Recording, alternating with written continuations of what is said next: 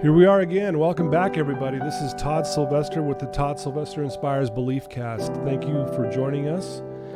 I will be your host this hour, and I'd like to thank our sponsor, Veracity Networks, and my good friend Drew Peterson. Thank you for believing in me. And thanks for all of you for tuning in week after week. And it's amazing the following that we have now, and you guys are amazing, and I love you guys so much for that. And I'm grateful today that you're going to hear an amazing story by a guy named Dell Covington. Dell, thanks for joining us today. You bet, Todd. It's good to be here. Yeah, thank you. And guys, you're going to be blown away by this guy's story. He's had quite the life, and he's been through a lot.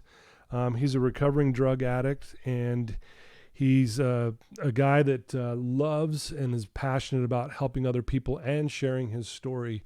When I first met Dell, he came to Wasatch Recovery and actually shared his story with our clients. And I'm not kidding you, like they were talking about it weeks and weeks after you had shared your story. I mean, just blown away by it. And so, you know, I'm not going to get too much into it because I want our listeners to hear it from you, but I want to thank you for taking time out of your schedule. I know you're busy, but thank you for joining us and being willing to share your story with us today. You bet. It's good to be here. I'm grateful. Great. Well, why don't we start, Dell? Tell us a little bit about where you grew up and about your childhood, and we'll kind of start from there. Okay. Yeah. So I grew up in West Valley here in Utah. Okay. Went to Robert Frost Elementary, Valley Junior High, All right. and then Granger High School. And so I was brought up in a family, didn't have a dad. There wasn't a dad around. Grew up with 5 sisters and a brother. Where do you fall in the pecking order? So let's see. So I'm second to the youngest. Okay. So I have a little sister. Oh, really? Okay. Yeah. So you're one of the youngest, obviously. And Yep. how was that being one of the youngest? You know, it was good because my little sister and I, Tracy, her and I cleaved to each other. We helped each other. We were there for each other. There was a lot of trauma, abuse, and drugs and alcohol in our home. Cops and ambulances were there quite a bit. And so Tracy and I really protected each other from, sad to say, from the other siblings or the chaos within the home. Okay. Now, you mentioned that you didn't have a dad growing up, so to speak. Do you mind sharing, like, what happened there? Yeah, so, well, I guess I can't necessarily say I didn't have a dad. I had a stepdad. He passed away when I was in 4th grade. Okay. And my mom married him when I was maybe 3 or 4. Okay. So I don't really have too much of a memory of him. Just there was a lot of abuse that went on in the home from him. Okay. So I vaguely remember some of that stuff as a little child. But yeah, no father figure really to speak of at all. Yeah. I would imagine that had to have been pretty tough, especially being, you know, one of the younger kids. I mean, you know, I've heard this before where the younger kids, they don't feel safe, and especially, you know, like you're saying, there was ambulances and things and trauma and stuff and abuse going on in the home. I mean, I can't even imagine what that was like as a young kid. Yeah, you know, Todd, I was a very, very depressed little boy, very sad, very secluded within my own mind. I can remember it was Valentine's Day this particular year, right before my stepdad passed away up at St. Mark's Hospital. And I remember one of the kids at school, this was way back when, as elementary kids, we would make a Valentine's box and take it to school and get little treats from other kids. And in that box, I had a box of hearts. It had a heart shape on the box, and then there were candy hearts inside it. Uh-huh. I remember this particular time I was so depressed and sad as a little boy that I grabbed that box and I protected that box because it brought me somewhat of happiness and hope and security that I don't think I opened it and took even one candy out for months. Wow. Because to that little boy, that little box of hearts candy that was given to me by somebody that I thought really liked me meant so much to me that I didn't want it to end. Really? Yeah. And how old were you about this time? I was probably, I was in 4th grade, probably the beginning of 4th grade. Wow. Yeah, right before my father-in-law, my stepdad passed away. Stepdad passed away. Wow. So talk about that after he had passed away. How did you handle that?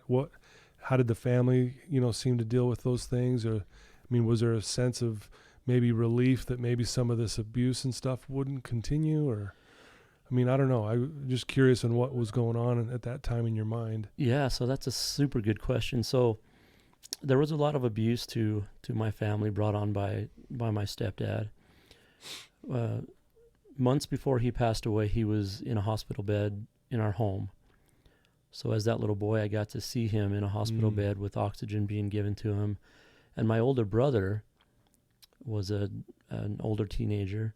He would get drunk, and he would and I would witness this. He would get drunk, and he would use heroin and cocaine. And then I vividly remember my older brother jumping on top of my stepdad's hospital bed and beating the crap out of him. Really? While my stepdad was just useless and couldn't defend himself. And looking back on it now, I know why, because my older brother witnessed and knew the abuse that this man was causing the family. And so, to your question, when my stepdad ended up passing away, it was really hard for anyone in the home to be remorseful, to miss him because of what was going on in the home. And so nothing really got better. It just, he was gone. Yeah. And then there was just more drugs and alcohol and chaos going on. So much did change. Just the abuse from him to others in the home stopped. Were you pretty close to your mom at this time, or how was your relationship with her? You know, my mom also had an addiction problem to pain pills. Okay. And I knew that as a little boy. I witnessed my mom either purposely or accidentally overdose. Okay. There were ambulances brought to our house many times on my mom's behalf to save her life. And so she really, really tried to be a good mother. She had a lot of faults. She didn't know better in a lot of ways. But the relationship with my mom and I was I knew that she loved me, and I knew she wanted the best for me, but just didn't know really how to instill that bestness in us kids. Yeah. Gotcha. Well, you know, and we could really get into a lot of that, but I want to jump ahead just a little bit, and we'll probably come back and refer to these things. But I know you got to a certain point in your life where you got caught up in your own addiction.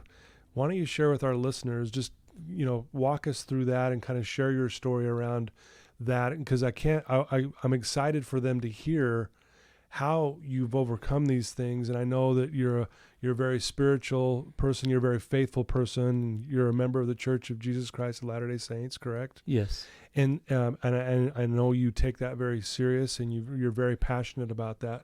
So I want to hear that portion as well, but maybe just kind of walk us through your story. Okay, great. Yeah. Thank you, Todd. Yeah. So let's see. So this particular time that I'm going to share, I was probably moving ahead a few years from when my stepdad passed away.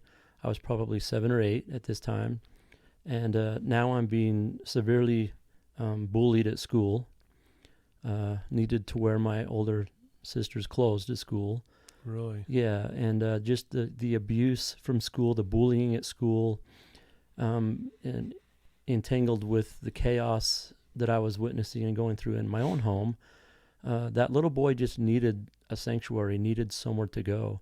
And so I remember vividly this one day, I'm leaving the front door to go to school, and I get about 2 or 3 houses down from my house. Mm-hmm.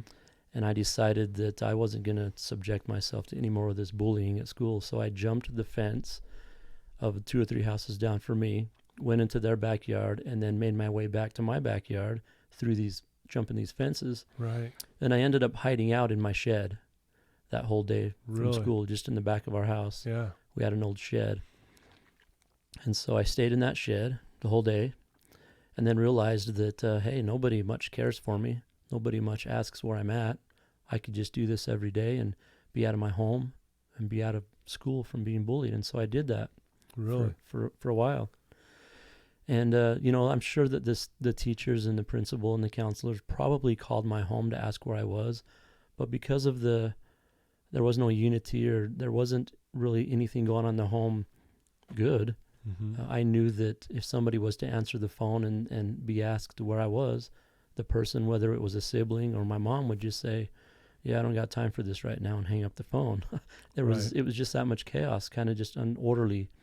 And so this particular day, I'm in my backyard, probably heading to the shed or coming back from the shed, And I noticed this ball in the back corner of my yard. And I attempted to go to this ball, hoping that little boy, I want to paint the picture of that little boy, 7, 8 years old, as that little boy was attempting to walk to this ball and pick it up. Yeah. A portion of this boy said to himself, you know what, don't set us up to fail. Don't even attempt to pick the ball up. The ball's going to be flat. The ball's going to laugh at you because you tried to pick it up. The ball's going to call you a bunch of names. Just leave the ball alone and go about our business. And the other part of that little boy says, no, let's be a little bit positive. Yeah. Let's try to have some hope, some happiness. And so I reached down and I picked the ball up, and magically the ball was pumped up, and I don't even know how the ball got there. But I grabbed the ball, and I held the ball, and I embraced the ball. And to that little boy, that ball became my very best friend. That ball became my sanctuary. I held the ball, and I loved the ball, and I knew the ball loved me. And so I decided to play with the ball in my backyard. I bounced the ball on the cement. And the very first time I bounced the ball on the cement, the ball came back to me. Of course it did. But I held the ball again, and I embraced the ball. And because of the turmoil and the sadness and the depression of that little boy, I wanted to shout out to the world, to these kids at school, to my family, and say, hey, look at me. I have somebody that loves me. I have something that cares for me and that isn't going to call me names, that's going to be there for me, and it's going to always come back to me. Wow. And so I continued playing with that ball, and I threw the ball up on the roof, and magically the ball came back. Yeah. It didn't bounce off into another neighbor's yard and then laugh at me because of it. It didn't bounce in my face. You know, and so I loved that ball, and that ball became that little boy's sanctuary, safe place. About a month and a half after this, my family went on, if you could call it, a little vacation. And so we went to another family member's house. And during that time there, an incident happened to me. And after this incident happened to me, I remember looking at these family members. That little boy remembers looking at my family members and wishing and hoping and asking, why aren't you asking me if I'm okay?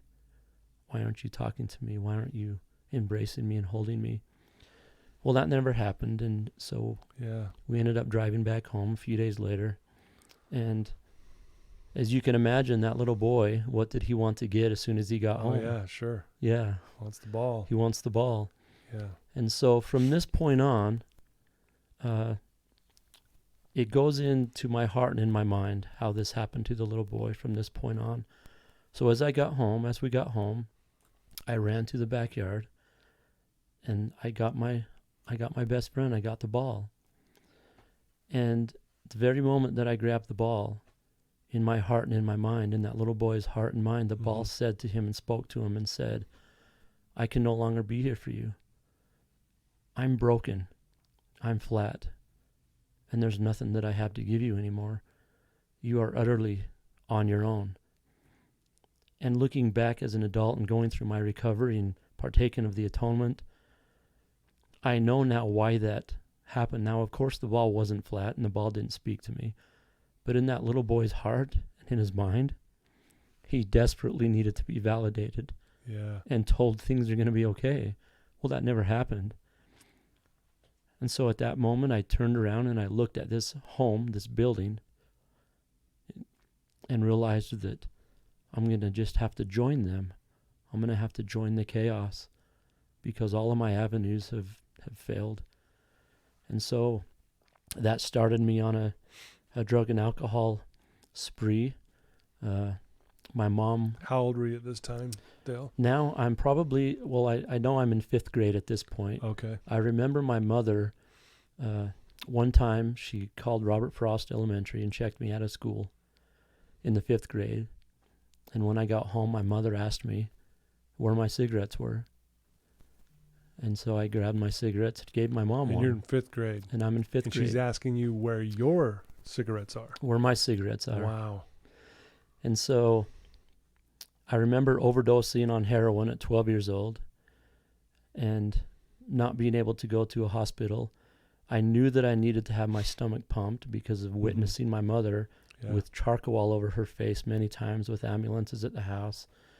And so I overdosed on heroin at 12 years old and was handcuffed and in the cop car at 12 years old. And that started this time of doing this. And so I really need to address and stress the fact that that little boy at that moment when the ball became flat and I decided to join my family in the chaos, that little boy was on the ground and needed to be validated still.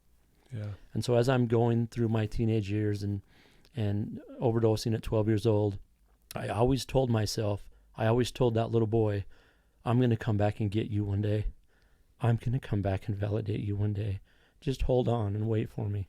And so I always told myself that I wasn't going to be an alcoholic drug addict when I was a father and had my family, because I had witnessed. Yeah, you've seen all the horror that came with it, right? Exactly. And so I of course, adolescence, teenage years, I'm drinking and smoking pot and drinking alcohol and smoking cigarettes. And so I met my wife now. Her and I met as we were teenagers.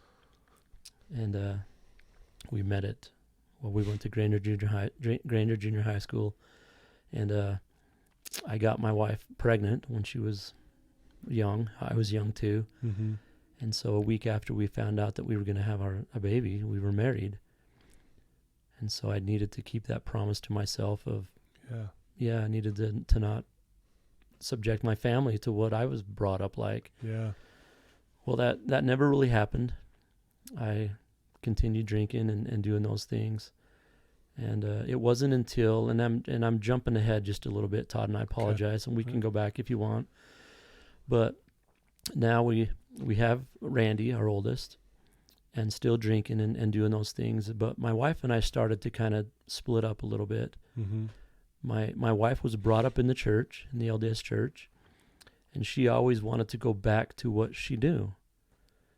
And she wanted to do that, and I didn't. And so that started us on just kind of a little bit of a separation. And so there was a lot of, partying and stuff in the early years of our marriage. But at one point, I decided to stop. And I did. And I stopped, and things became good. Right. And I had a good long years of sobriety.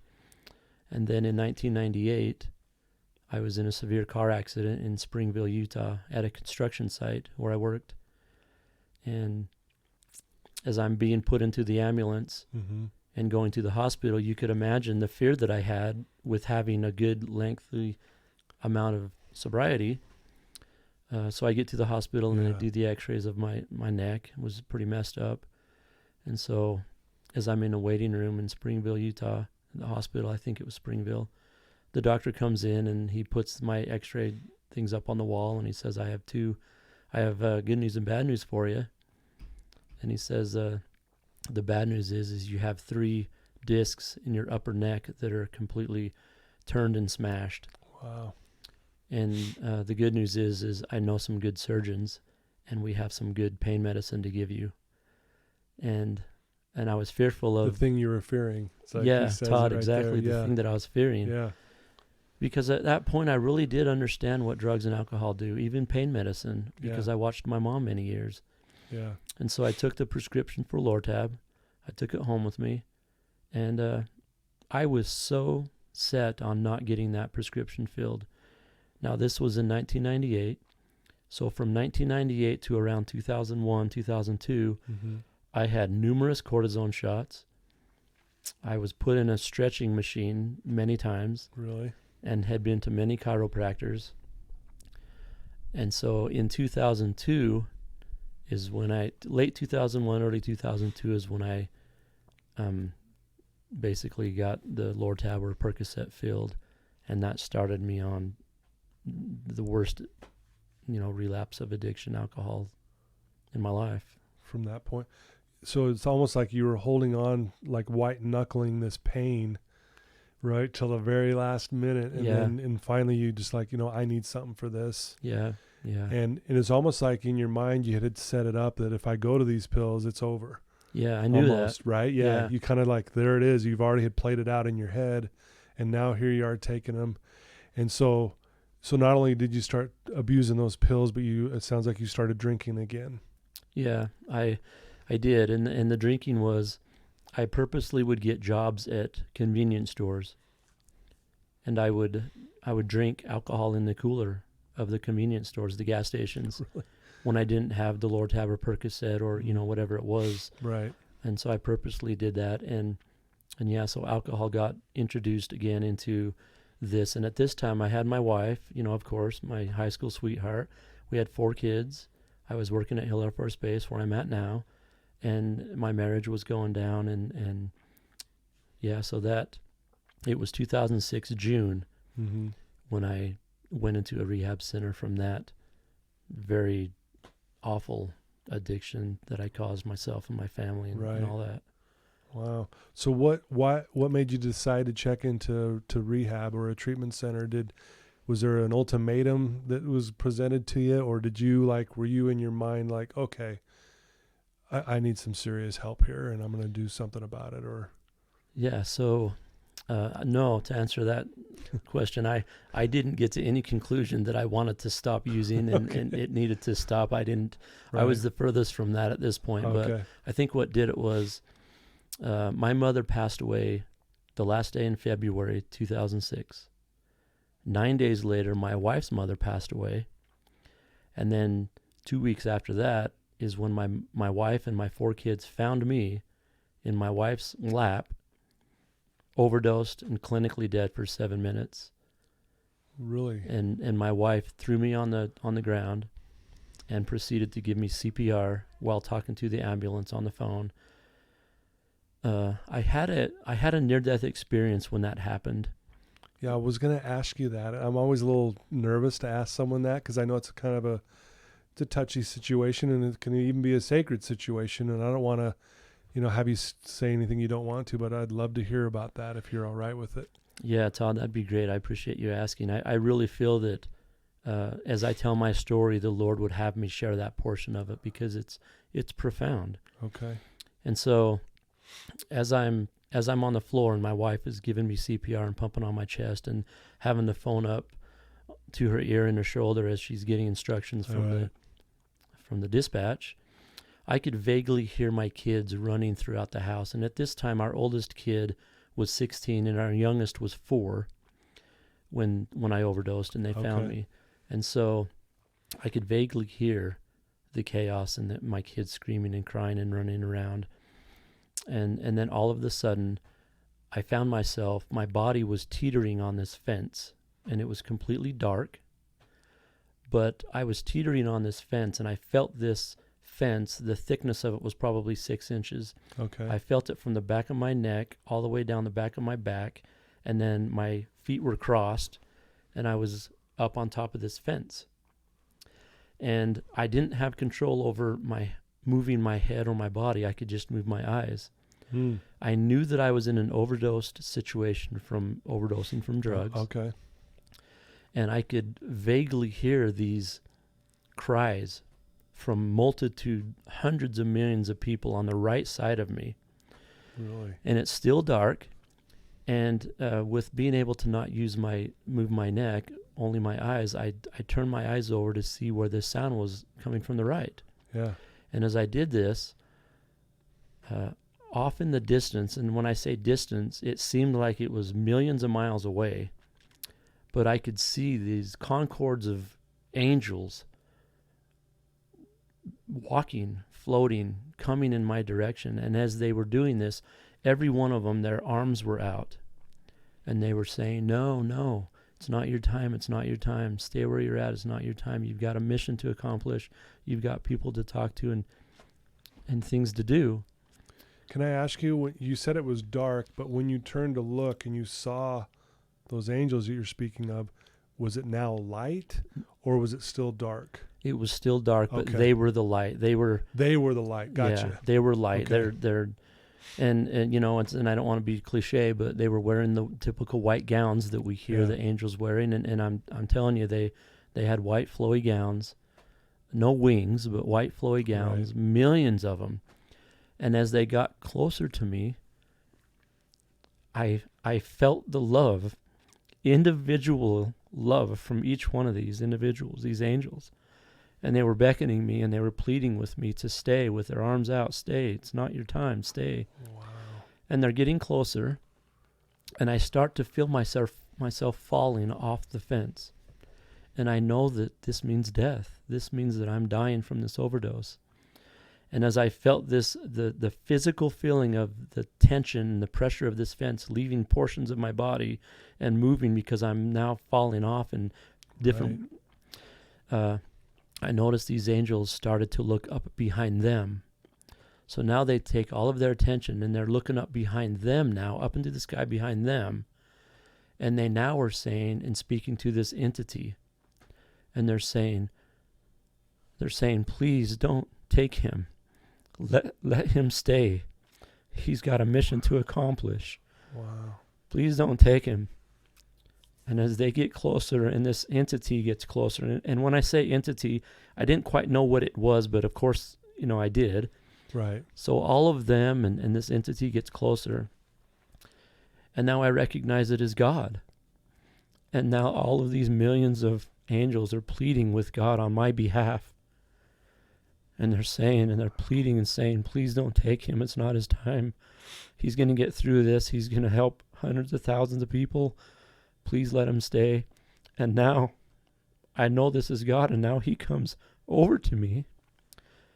And now he pleads with me. Will you stop treating my children like this? Will you stop doing these things to yourself? You're my son. I'm going to give you an opportunity to take these bad choices and turn them around for better. You're going to go back, but you need to know and understand that this is not a dream. This is a revelation. And the next thing I know, I hear this, and I felt this, what sounded like a huge wash of water and wind hit me all at once.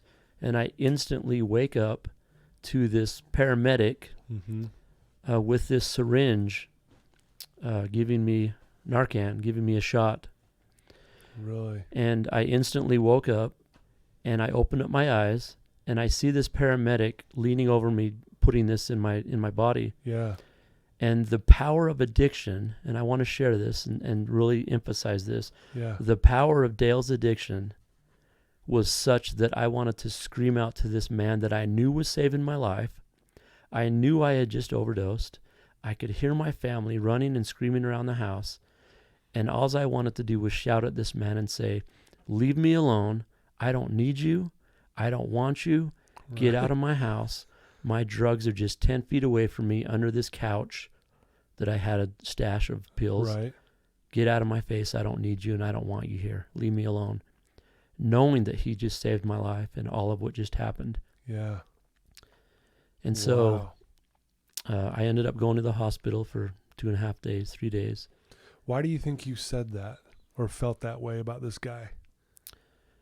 The power of addiction, just the arrogance, the pridefulness, just knowing that I know where they're at and I'm going to get back to them. Yeah, exactly. Even after that experience. Okay, I got you. Wow. So, but they end up still taking you, obviously, and you go to the hospital for a few days. So, pick up from there. Went to the hospital for a few days, and they did numerous tests. You know, they told me at the hospital, they said we speculate you were dead for about 7 minutes. And so they, being in the hospital for 2.5, 3 days, my family comes to get me, and we drive home.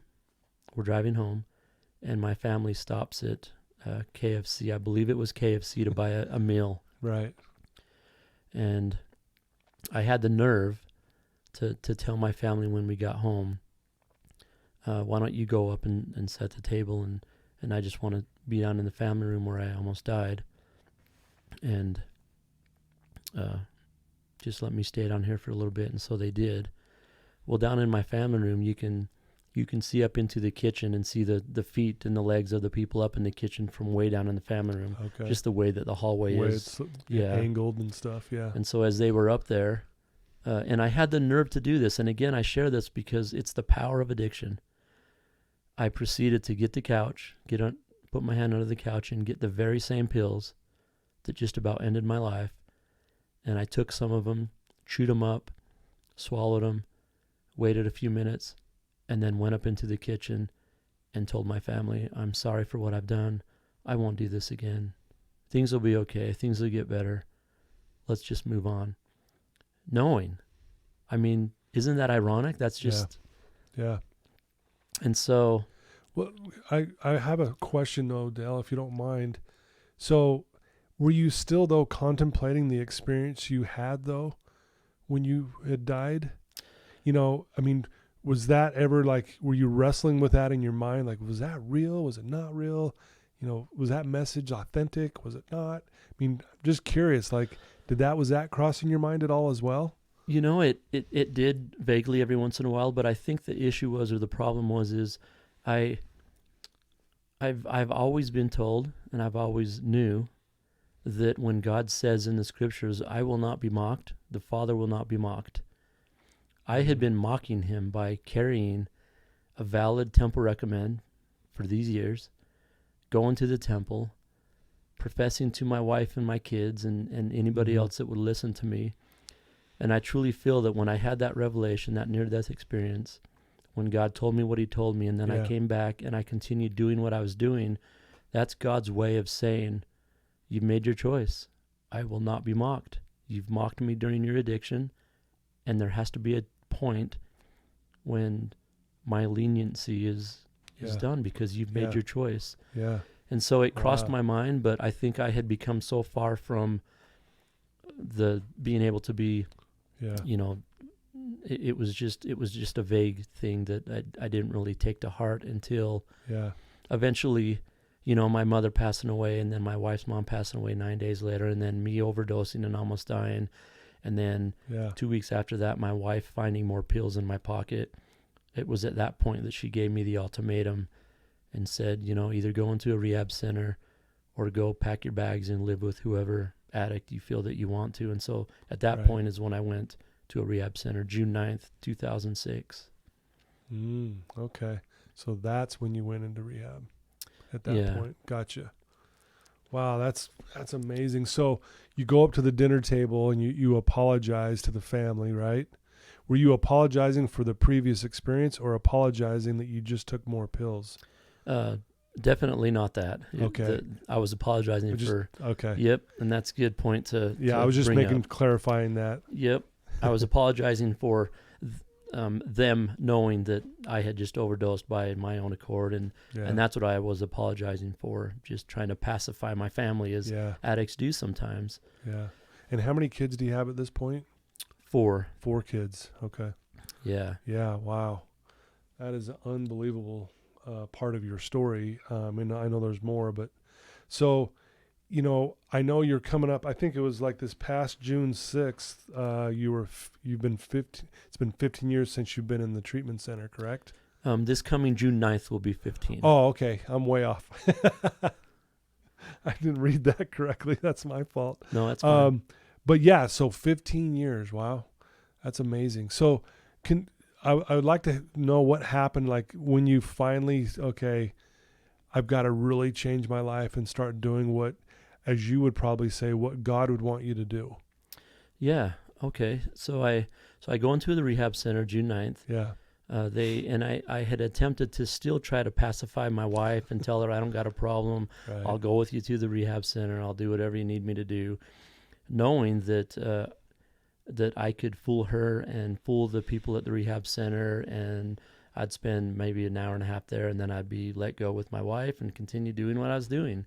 Yeah. And so we went to the rehab center, and they talked to me. They did their assessment, and my cover was blown, you know. Yeah. The addict in me at the time said, "Hey, dummy, shut your mouth and quit talking."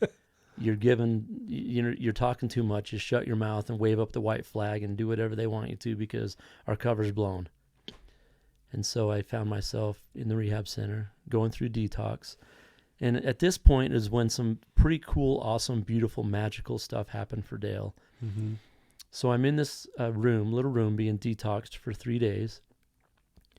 And it was the beginning of the first day. And of course, as you can imagine, we as addicts living in our addiction, we hate seeing ourselves in the mirror. Right. Because I truly think and feel that although some of us as adults make negative choices, we really, really are good people, and we really do want to make better, good choices. And so I didn't like looking at the man in the mirror, the husband in the mirror.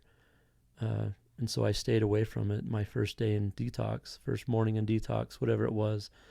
And so by the middle of the first day, I really, again, didn't like looking at myself in the mirror. Yeah. And so by the end of the first day, I vaguely could stand looking at myself in the mirror. Yeah. And then by the beginning of the second day, I somewhat liked looking at myself in the mirror. And as you can imagine, detox is when your body is cleansed from all of the drugs. And so right. you eventually are going to get to a point where it's just you. It's just the man. It's just the husband. It's just the father or the wife or the mother. And so that's kind of what was going on with me. And so by the middle of the second day, I really liked looking in the mirror. I would look at my face and recognize my face, and it was getting better. And so that by the beginning of the third day, I loved looking in the mirror, and I started to like myself. I started to really recognize the father, the husband that I genuinely wanted to be and was once that. So by the end of the third day, I spent most of that day looking in the mirror at myself, right, remembering me. Yeah.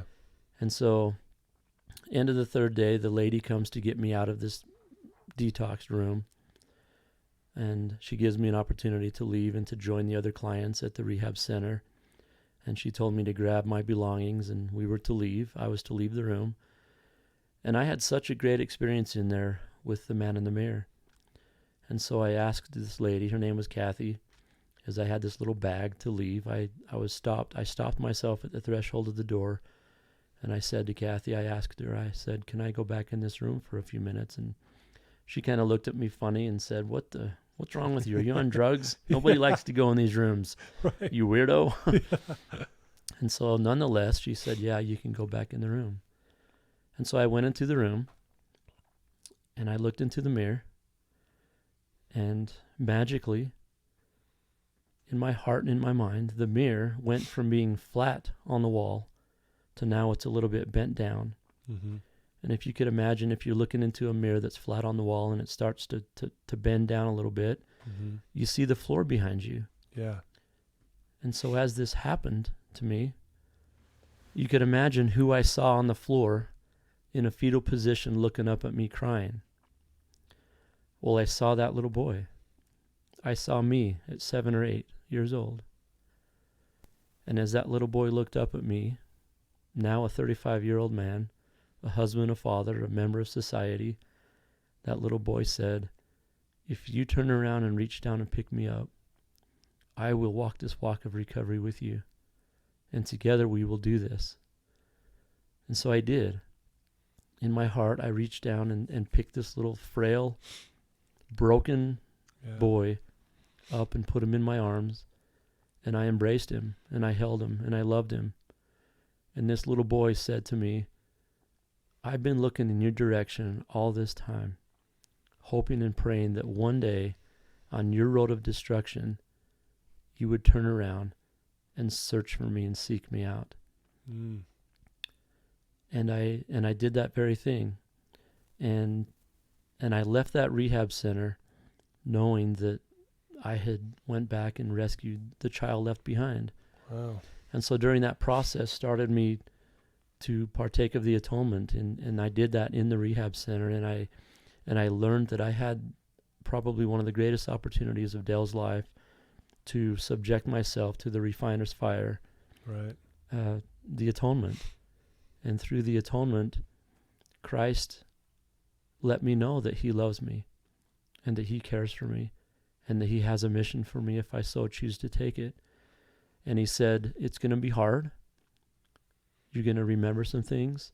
And Yeah. if you could imagine the refiner's fire, we subject ourselves to it. And Christ being the refiner, he sometimes hammers on us and has us go through some things. But if we persevere through it, with the help, of course, of the atonement, we can become better than we ever was before. Yeah. And so at the end of this, I really felt like Christ was saying to me, saying to Dale, to this father, to this husband, he was saying, there now. Yeah. You're all put back together.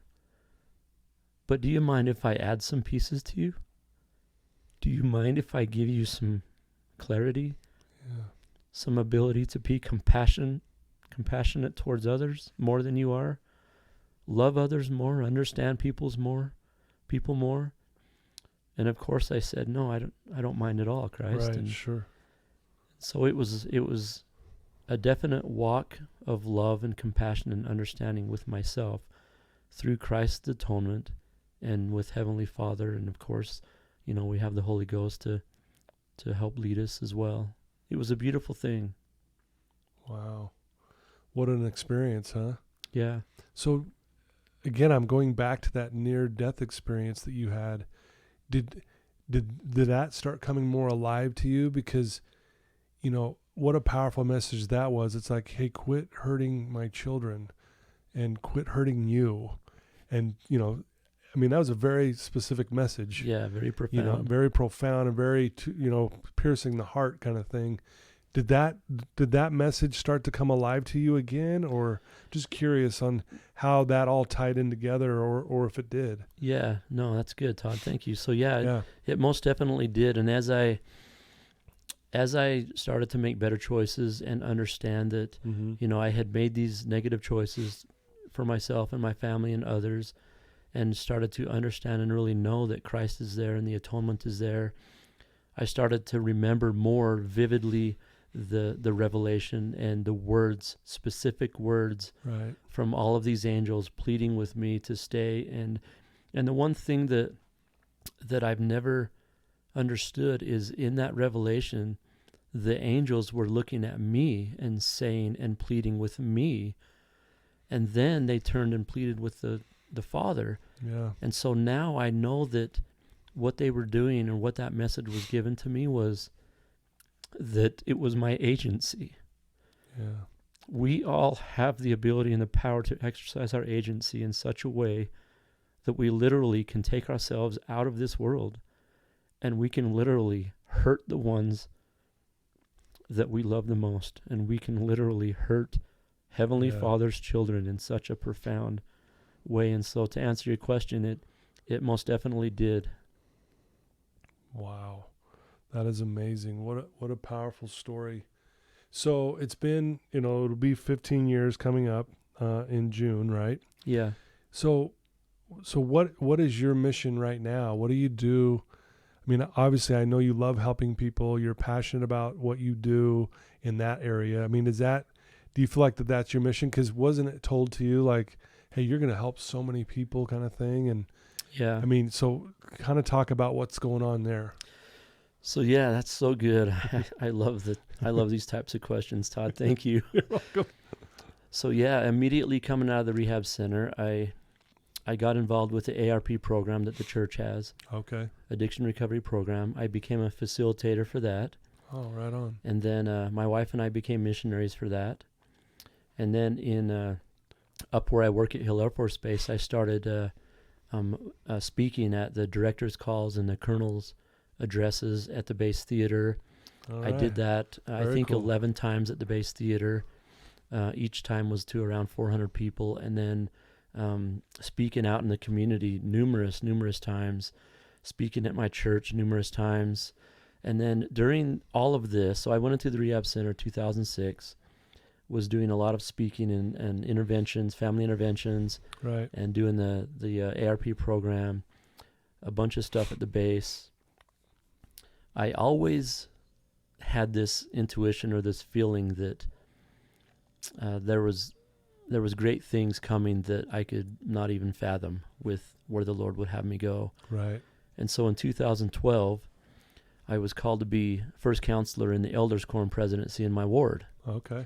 And when that call was given to me, extended to me, I really thought and said kind of out loud in my heart to God, I'm not sure what you're doing here, but did you forget I'm a recovering drug addict, alcoholic, and you're putting me in the elders quorum presidency as a first counselor? I don't know if my ward's going to Yeah. go for this. Did you also forget that a few of my ward members saw me being handcuffed on the side of the road and taken to jail for a DUI? And did you also forget a lot of these ward Right. members saw me overdose at my house and saw the ambulances and all Yeah. this? And so nonetheless, I served in that calling for a few years, and it was very successful. And you know, in early 2016, I felt that there was another calling coming, and I knew specifically what the calling was going to be. And I pleaded with the Lord and said, no, I'm not the guy for this. And did you forget all these other things that I tried to remind you of in 2012? Now it's 2016. But so the stake presidency called and asked my wife and I to go meet with them. And they called me to be second counselor in our new bishopric in our ward. And I told the stake presidency, I said, I know you guys have been in a long while. Do you know which Dale you got, right? And they're like, yeah, we do. And, Yeah. and you're going to do great. And so when my wife and I got home that night, I told my wife I needed to go for a walk because that following Sunday they were going to call me to that calling in church. And so I went for a walk, like a 2-hour walk. Mm-hmm. And I pleaded and I asked why. And I reminded, do you know Christ and Heavenly Father that I'm a drug addict, alcoholic? There's no way that they're going to accept me in this calling. And during that walk, I really, really felt Christ walk up beside me, put his hand on my shoulder, and say, please don't forget the walk that we've all walked together. Mm. Wow. You're going to do great. And it ended up being a beautiful thing. And so I served in that calling for 3.5 years and was recently released from that to be the ward missionary leader. Oh, wow. Perfect. Yeah. Wow. Yeah. So I hope I didn't go off on a tangent, Todd. No, it's beautiful. No, I asked the question. I wanted to know. Well, your story is amazing, Dale, and you just have such a quiet, safe countenance and spirit about yourself, and I really, just sitting here with you, it just feels so peaceful. You got such a calming voice. I don't know if anyone's ever told you that, but No, thank you. But you really do. You just have, and I would imagine that's why you're doing so good at what you're doing and helping other people, especially those who have an addiction issue as well, but they probably feel really safe around you. Yeah, I hope so. Yeah. I think so. I think so too. And not just because they know you know what they're going through, but just, again, you come across as this really safe individual. It's awesome. Thank you. Yeah. I want to ask you this question. This is, I'm just curious. I'm sure there could be someone listening to your story right now who's struggling, who's in a dark spot in their life, and, they may not even be religious or whatever. They're just having a rough time. What's some advice that maybe you could give them right now that would help them in this moment? So that's a super good question. I was once that person that you just explained. Yeah. And so I know that every single person or majority of everybody has somewhat of a higher power. Mine happens to be God, Heavenly Father, Jesus Christ, the Holy Ghost, whatever it may be. But I know, because I was once that, and I've witnessed a beautiful effect of anybody, just choosing to make better choices simply because of themselves and their families and their dreams and their goals. We all have the opportunity to instill happiness and joy and hope into ourselves and those that we love. And so if your higher power happens to be God or the mountains or God or a lake or God or Buddha or God or whatever it is, we all are entitled for happiness and joy and comfort and hope. That higher power, Dale's higher power, or anybody else's higher power, is not going to seclude itself to one person or one belief. We all have that opportunity to instill happiness and joy to ourselves and our families in the world. Yeah, very well said. I love that. That's beautiful. That I agree with you, and I think a lot of people, I work with a lot of clients, as you well know, who, they struggle with a higher power or God or whoever, and and I think the way you just described that, it makes it seem a lot more, open for all of us. Even if you are struggling with whether you believe in a higher power or not, but I do believe that too, that we're meant to experience happiness and joy in this life. And we're going to go through hard times and trials, but it's amazing how much pain we inflict on ourselves because of our choices, right? Right. That's so true. And so anyway, if someone who's listening to this right now wants to reach out to you and ask you a specific question or get to know more about what you are doing, and what would be the best way for them to reach out to you? Yeah, great, Todd. I appreciate you asking. Yeah. So my email address, they most definitely can reach out through that. And that's, the email address is addictionrecoveryspeaker@gmail.com. Okay. No spaces, just addictionrecoveryspeaker@gmail.com. Great. That would be a great way to do it. Great way to do it. Awesome. Yeah. Well, I do encourage our listeners to actually do that, reach out to you. And, your story is incredible. I've always been so fascinated, honestly, about near-death experiences. Like I read a lot about them. I study them. This might sound weird, but like I always wanted one. Really? Yeah. But I appreciate you sharing that, because I know those are sacred things, and some people don't like to talk about those things because they are so sacred personally to them. So thank you for being vulnerable and sharing that part of your story. I think our listeners will really appreciate that, and bet. Thank you for doing that. I know that's maybe not always the easiest thing to say, but yeah. Well, thank you, Todd. Yeah. Wow. Well, I want to thank you, Dale. That was an amazing thing, and I know I've been touched. I felt amazing listening to your story. You make me want to be a better person, and I know our listeners will feel the same way. So awesome. Thanks, Dale, for coming in and sharing your story with us. You bet. Thank you, Todd, and thank all those that are listening. Hope we're doing all okay. Yeah, thank you. Well, there you go. We have Dale Covington coming here to share his amazing story. Thank you for tuning in once again. I love you guys. Thank you for believing in me. And please reach out to Dale and ask him a question and talk if you want more details around his story, because I know there's a lot more that we could get into. But please reach out to him, and he's obviously there to help too. If you're struggling, he'll guide you in the right direction and help you. And that's just what he does. That's what he does every single day. So I love you guys, and until next time, thanks, Dale. You bet. See ya.